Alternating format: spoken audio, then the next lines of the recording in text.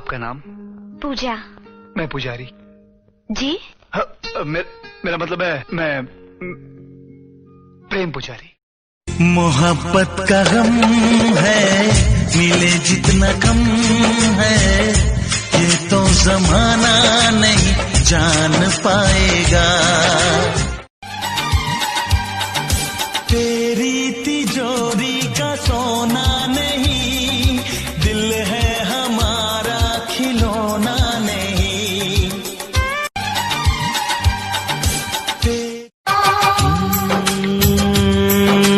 लड़की नहीं है वो जादू है, और कहा क्या जाए।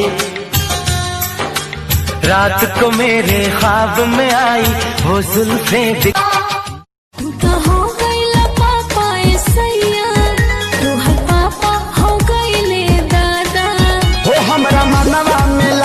भी बावे हो हम जातन मूर्ति लियावे हो।